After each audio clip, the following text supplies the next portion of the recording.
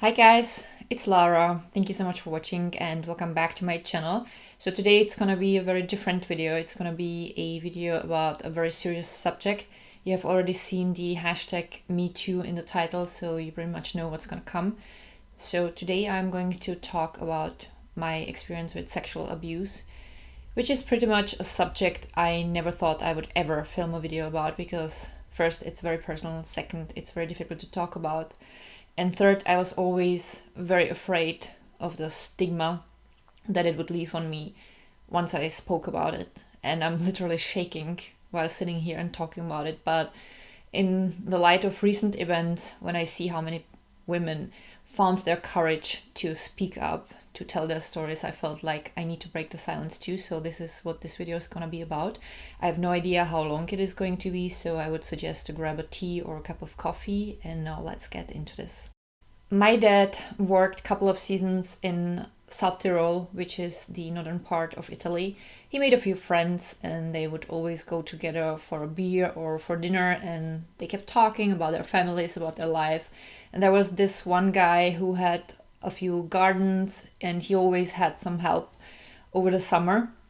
And one time they got talking with my dad, and my dad told him about me, that I'm in high school, and about my sister and stuff like that. Just basically, what you always do when you meet friends, you talk about your family and about things that are kind of, happening right now.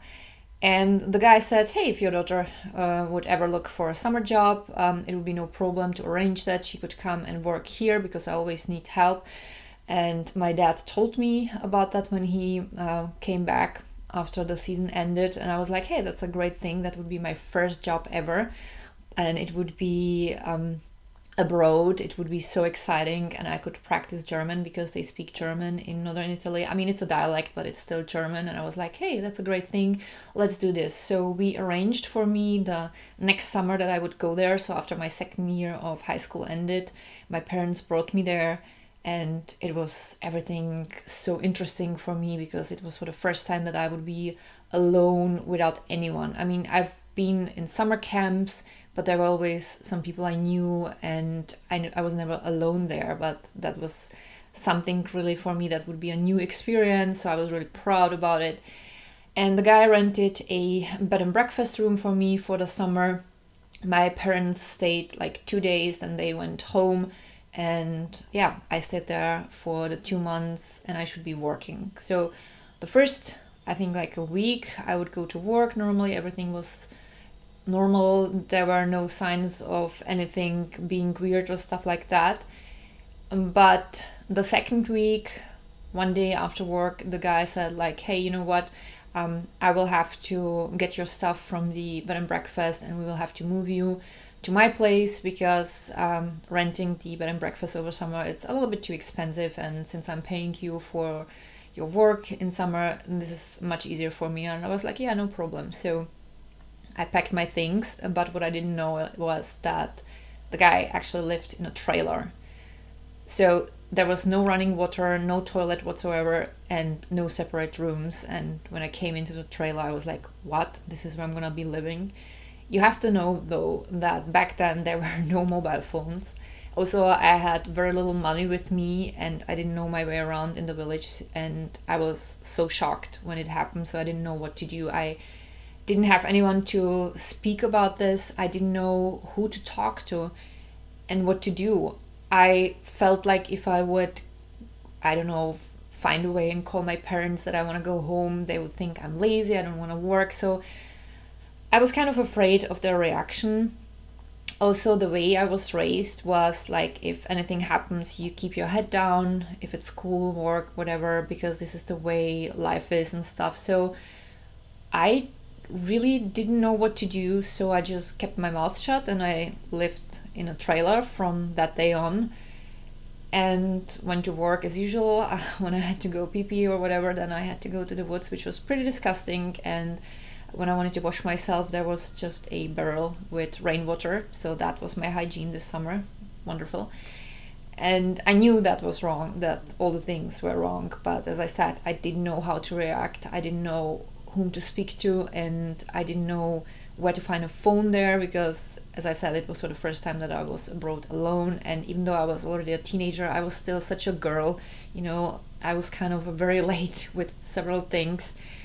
And then at some point the guy would take me in the middle of a week hiking, and I thought like, yeah, maybe it's not so bad, you know, at least I get to see the scenery and whatever. Then he started buying me things which I found suspicious, and then the grabbing started. And then he would make some weird remarks, and I felt very uncomfortable because I was not ready for anything like that. Plus he was super old, and it just felt everything very inappropriate, and I just didn't like the way how it was. And then I talked to him about it. I said like, no, you can't do this. And then he made a scene. He started threatening me, and then things got from bad to worse. I'm not gonna go into details because partially I don't remember some things, because this is probably my brain kind of blending it out, and I like to keep it that way. And partially because this is just too much to talk about. I don't think I could handle it right now. Anyway, okay, I have to look at my notes because I'm so nervous. I wrote some notes. He just did things to me that shouldn't have happened. And again, just like with the situation with moving me into the trailer, I didn't know what to do. Before all these things happened, he kept telling me like horror stories what happened to people when they go to police in Italy, that the police is so corrupt, and especially like young girls, they get arrested and stuff like that. And that was way before he started with the remarks and with the grabbing. So he kind of prepped me for keeping my mouth shut, apparently, retrospectively seen. And so I didn't go to police. Plus I didn't have work permit, to be honest, so I had no idea what would happen if I would go to police, if they would find out that I worked there. I was afraid that I would be arrested, that I wouldn't end up in prison. I didn't know my rights. I didn't know anything. I was just a kid, basically. So I let these things happen, and I suffered in silence. I felt very ashamed. I felt very bad. I started eating a lot. I gained some weight, and I just wanted this to be over. And I hoped that the day when my parents are gonna pick me up is gonna be here. So yeah, I was just scared. I thought like if I would call my parents, I didn't know what they would say. Would they believe me, or would they feel like it's my fault? Subconsciously, I think I was looking for the fault in my person instead of seeing the situation for what it was. He was a predator and he took advantage for me. But back then, these weren't my thoughts. And one day, he was always hovering over me also, because he made sure that I couldn't be alone, so that I couldn't talk to anyone. Anyway, but one day he kind of got a little bit negligent, and he went away while I was working. And I guess that the police kept an eye on him, because I'm pretty sure that they knew there was something happening, and I'm pretty sure I wasn't the first or the last one. And they came to the garden where I worked and they took me with them. Sorry, I'm probably babbling a lot, but as I said, this is a very difficult subject, plus English is not my first language, so might be that my grammar is completely off today. Sorry about that. Anyway, they took me with them, and the guy actually arrived at the moment, and he was so scared. You could see his eyes, and he freaked out because he thought like, okay, she's gonna tell them. So they took me with them, and they started questioning me. They wanted to know what I'm doing there, and I said, yeah, I'm here on vacation. So of course I wouldn't tell that I'm working, because I was afraid what it would mean if I said that I worked. And suddenly they started asking me questions like if the guy ever did something to me. And I didn't dare to say. I didn't know what to say, because it took me off guard. I wasn't prepared for someone asking directly like, did he do anything to you? And again, I felt very ashamed. I felt like it might be my fault. I didn't know what would happen if I said, so I just said no. But I guess that my body language and my expression probably told more than my words. And they told me that they suspect him because there were some cases, and if I ever changed my mind, I could always come back to them and talk to them, and they would release me. So they would bring me back to him, and I mean, I have to also say that being arrested as a kid is a pretty scary thing. So I didn't know what to do. And now when I think back, it's like, yeah, I should have talked to them. I should have told them. But when you're at that situation, you're afraid of pretty much everything. You feel like it's better if I don't say anything, which is so not logical. But the brain doesn't work logically in situations like these. So they brought me back to him. But for whatever reason, he got probably scared and he stopped. So from that day on, I was only working. He would not take me hiking anymore, which was fine with me because I didn't want to see his face. And yeah, I still lived in the trailer, but he would just leave me alone. And that was the rest of the summer until my parents came to pick me up. So my parents were here. I don't know if they could tell that something was wrong with me, but I think they knew that something probably happened, but they didn't dare to ask.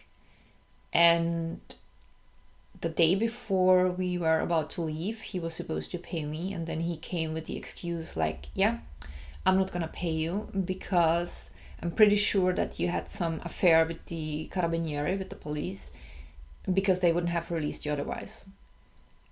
So he basically told me he's not gonna pay me, and he went off.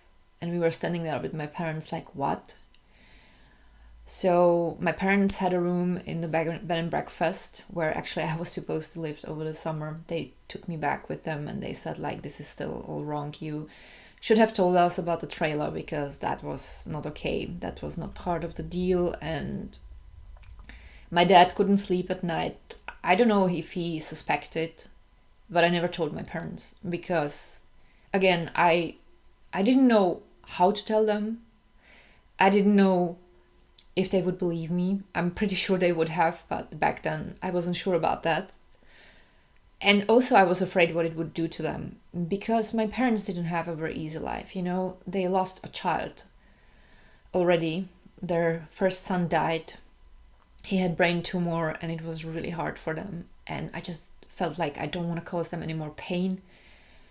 So all the feelings that I had in my head were super complicated. And again, when I think back, I should have said something earlier. The moment he took me from the bed and breakfast, I should have stopped that. But I didn't. I should have stopped him with the first remark, but I didn't.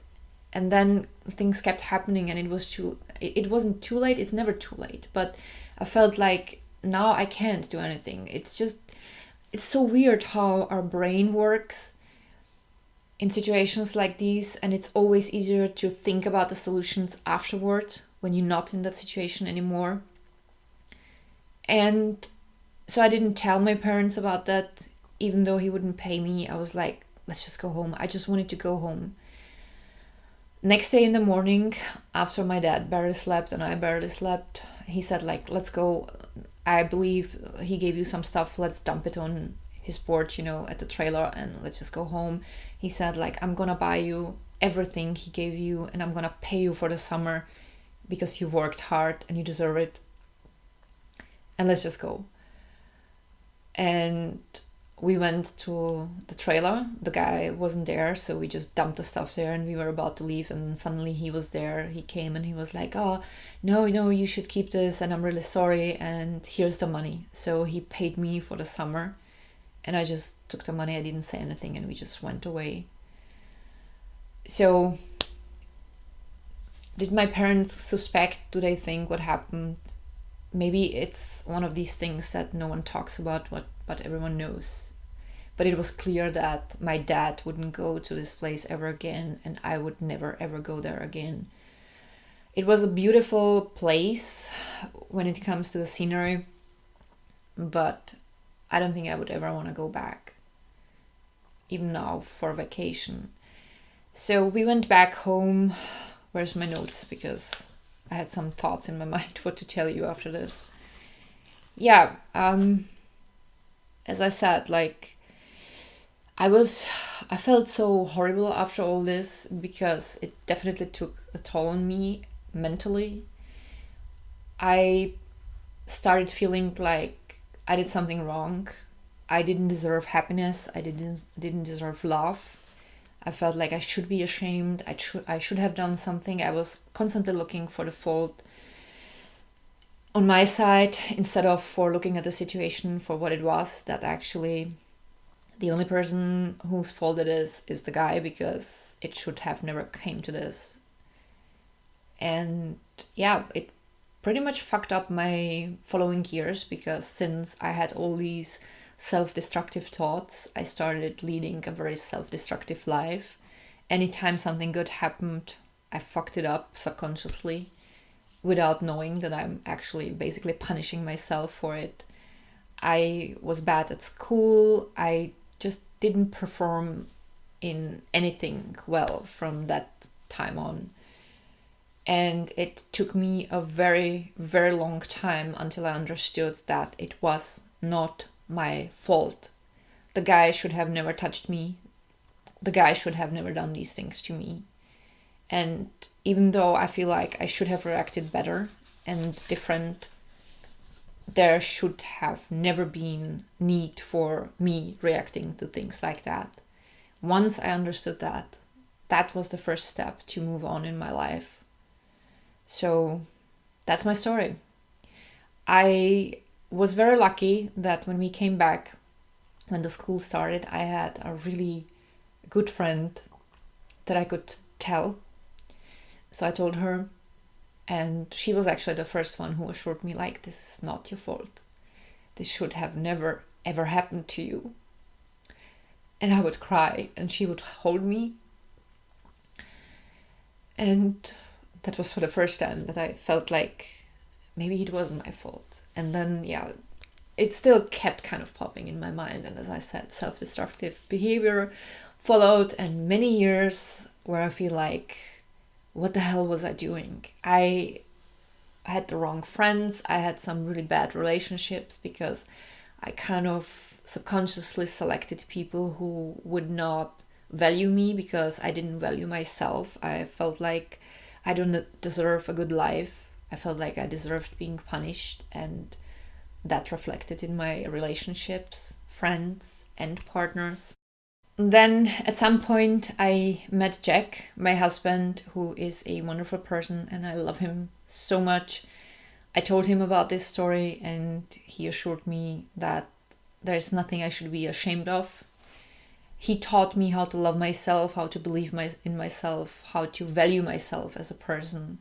He assured me that I deserve a great life, and he basically changed my life when it comes to that.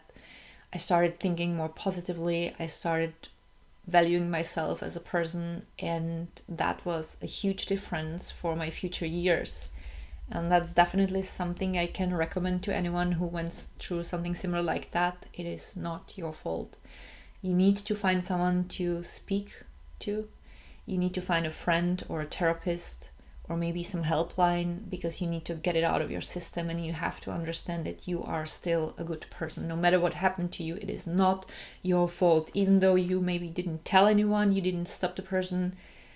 As I said, there shouldn't have been need for stopping someone.